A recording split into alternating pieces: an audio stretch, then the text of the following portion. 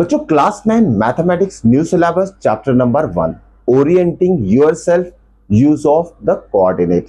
अब ये चैप्टर जो है totally based on coordinate geometry. इस चैप्टर में अगर आपने एक चीज को परफेक्टली समझ लिया और उसे सॉल्व करना आ गया आपको, तो समझ लीजिए चैप्टर आपका क्लियर हो गया।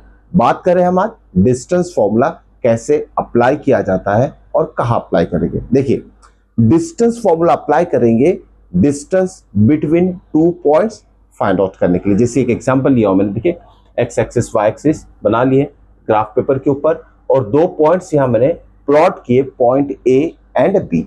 आप बच्चों ने पॉइंट्स कैसे प्लॉट करते हैं ग्राफ पेपर के ऊपर using X axis Y axis class 8 में ऑलरेडी स्टडी कर चुके हैं। तो यहाँ पॉइंट ए लिया है, देखिए पॉइंट ए जिसके कोऑर्डिनेट्स है -4,2 और पॉइंट बी के कोऑर्डिनेट्स क्या है 2,2। सबसे पहला जो नंबर रहेगा इस कोऑर्डिनेट में ये एक्स कोऑर्डिनेट कहलाएगा, ध्यान में रखिएगा। This is what X coordinate and this one is Y coordinate. ठीक है, ये X Y, this is also X and this one is Y. Okay, अब यह डिस्टेंस फॉर्मूला कैसे अप्लाई करना, देखिए दो अलग अलग पॉइंट्स है जिसके कोऑर्डिनेट्स यहाँ दिए हैं, तो यहाँ हम कुछ लेबलिंग करेंगे।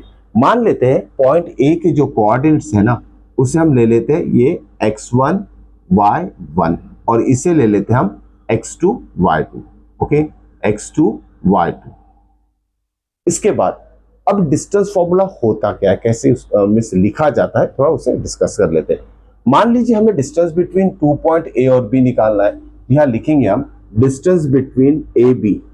Okay, distance between A B is equal to square root of first bracket हम लिखेंगे x2 minus x1 the whole square plus second bracket y2 minus y1 the whole square. This is our distance formula.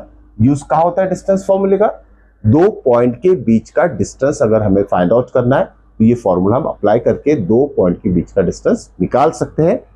या हम distance between ए और B find करेंगे जिसके coordinates हम already लिख चुके हैं। ओके, तो आपको सबसे पहले ध्यान क्या देना है, जो भी पॉइंट ए रहेगा उसे x1 y1, उसके कोऑर्डिनेट जो है x और y उसे x1 y1 ले लीजिए, सेकंड पॉइंट्स के कोऑर्डिनेट्स x2 y2 से रिप्रेजेंट कीजिए और यही वैल्यू आप डिस्टेंस फॉर्मूले में सब्स्टिट्यूट कर दीजिए, आपका आंसर आ जाएगा। लेकिन देखिए बच्चों इसे सॉल्व करना भी आपको आना चाहिए। ओके, अब याद देखिए x2 minus x1, x2 means क्या है, पॉइंट बी का जो फर्स्ट कोऑर्डिनेट है वो x2 से रिप्रेजेंट किया है, यहाँ x2 की वैल्यू कितनी हो जाएगी 2। ओके, माइनस x1 क्या है आपका -4। अब देखिए जब भी नेगेटिव टर्म अगर आता है तो उसे एक छोटा ब्रैकेट यूज करके लिख लेना आपको। ओके, ये ब्रैकेट क्लोज, जो ओरिजिनल ब्रैकेट है उसे क्लोज कर दी हमने और स्क्वायर है तो स्क्वायर ले लिए। Okay, plus y2 minus y1, y2 मतलब पॉइंट बी का जो सेकेंड कोऑर्डिनेट उसे हमने y2 से रिप्रेजेंट किया है, तो y2 की वैल्यू कितनी है 2, यहाँ लिख लेंगे हम 2। वैसे ही y1 की वैल्यू क्या है, ये पॉइंट ए का जो सेकंड कोऑर्डिनेट है उसे हमने y1 से रिप्रेजेंट किया है, तो y1 की वैल्यू क्या है यहाँ 2, ये हम लिख लेंगे 2। Okay, and whole square. ठीक है, ब्रैकेट क्लोज। अब देखिए सॉल्व करते हैं इसे। अब यहाँ 2 माइनस ऑफ माइनस, तो यहाँ ध्यान देना आपको साइन के ऊपर, माइनस इंटू माइनस क्या हो जाएगा +4, वैसे ही लिखेंगे हम दी होल स्क्वायर।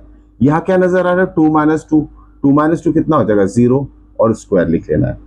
नेक्स्ट स्टेप में क्या करेंगे, देखिए 2 + 4 कितना हो जाएगा 6। ओके, और यहाँ 0 स्क्वायर मतलब 0 ही होगा। ठीक है, +0 करेंगे तो सेम वही नंबर आएगा जो साथ में है, जैसे ये 6 स्क्वायर। ठीक है, यहाँ आप 0 भी लिख सकते हैं समझने के लिए। उसके बाद देखिए 6 स्क्वायर कितना होगा 36। Okay, and square root of 36 कितना होगा 6, तो 6 यूनिट आपका डिस्टेंस आ जाएगा। फाइनल आंसर आपको इस तरीके से लिखना है।